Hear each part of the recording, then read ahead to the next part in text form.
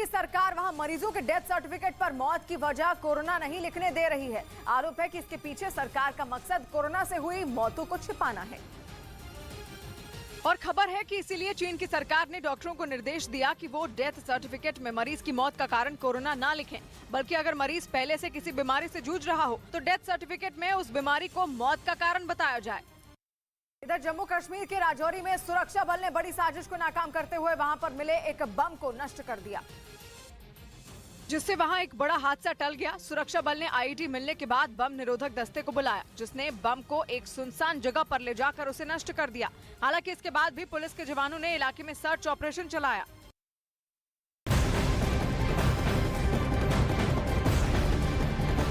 दिल्ली के तुगलकाबाद किला के आसपास बस चुकी बस्ती में पुरातत्व सर्वेक्षण विभाग ने हजारों झुग्गियों को खाली करने का नोटिस चिपकाया था, जिसका संज्ञान दिल्ली बाल संरक्षण आयोग ने लिया है और एएसआई को झुग्गियों को ढहाने का कार्य रोकने का नोटिस जारी किया गया है।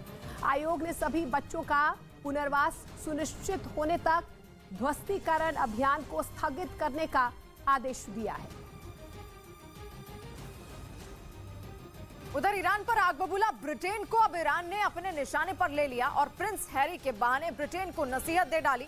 हाल ही में जारी हुई अपनी आत्मकथा में प्रिंस हैरी ने अफगानिस्तान में तालिबान के 25 लड़ाकों को मारने की बात कबूली है और प्रिंस हैरी के इसी दावे को ईरान ने अपना हथियार बना लिया और ब्रिटेन पर टूट पड़ा। ईरान ने आरोप लगाया कि प्रिंस हैरी का अफगानिस्तान की लड़ाई में तालिबान के लड़ाकों को मारना भी एक युद्ध अपराध है, लेकिन उस पर तो ब्रिटेन अपनी आंखें मूंदा बैठा है और उल्टा ईरान को ही मानवाधिकारों पर लेक्चर देने में लगा है। ब्रिटेन और ईरान के बीच ये विवाद तब शुरू हुआ जब ईरान ने कुछ दिन पहले अपने पूर्व उप रक्षा मंत्री अलीरेजा अकबरी को फांसी दी। अलीरेजा अकबरी के पास ब्रिटेन की भी नागरिकता थी, लेकिन ईरान ने उन्हें ब्रिटेन का जासूस बताकर फांसी पर लटका दिया। इसी बात पर ब्रिटेन का गुस्सा 7वें आसमान पर है, लेकिन प्रिंस हैरी की किताब ने ईरान को बारूद असलहा थमा दिया।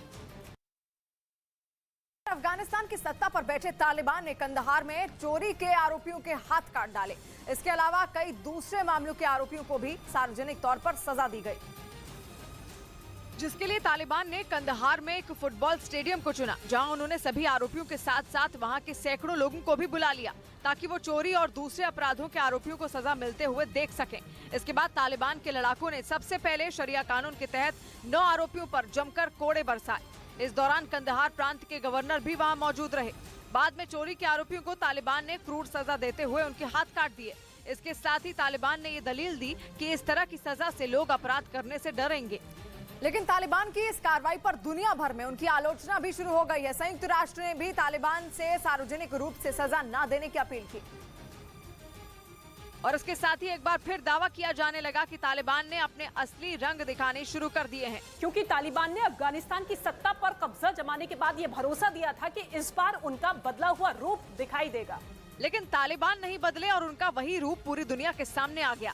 असल में 1990 के दशक के अंत में जब तालिबान का अफगानिस्तान पर पूरा राज था, तब भी इसी तरह की क्रूर सजाएं लोगों को दी जाती थी। तब किसी भी अपराध के दोषी को सरेआम फांसी देना, कोड़े मारना और पत्थरों से मारकर मौत के घाट उतारने जैसी सजाएं दी जाती थी। और एक बार फिर तालिबान ने इसी तरह की बर्बर सजाएं देनी शुरू कर दी। पिछले साल दिसंबर में ही उन्होंने सरेआम एक आदमी को फांसी पर लटका दिया था।